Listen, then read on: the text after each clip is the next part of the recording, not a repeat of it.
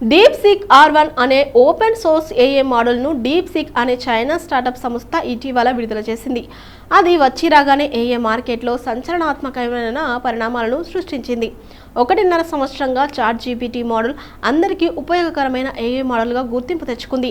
Open AI సంస్థ దీన్ని తయారు చేయడానికి కొన్ని బిలియన్ డాలర్లను పెట్టుబడిగా పెట్టింది.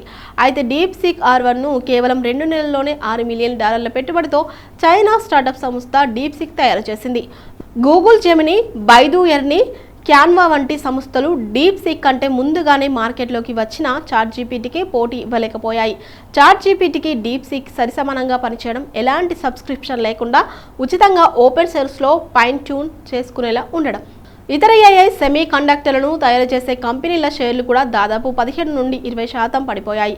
ఈ నేపథ్యంలో డీప్సీక్ ఐపీ అడ్రస్ను తస్కరిస్తుంది అనే వదంతి వినిపిస్తుంది. అలాగే డీప్సీక్ పై భారీ సైబర్ దాడి జరగడం వలన వ్యక్తిగత వివరాలు లీక్ ముప్పు ఉండటం, డీప్సీక్ మోడల్లో చైనీస్ సెన్సార్షిప్ ఉండటం, అలాగే కొన్ని ప్రాంతాలకు చైనా అనుకూలంగా ఉండే సమాధానం ఇవ్వడం ఈ మోడల్పై అనుమానాలు కలిగిస్తున్నాయి.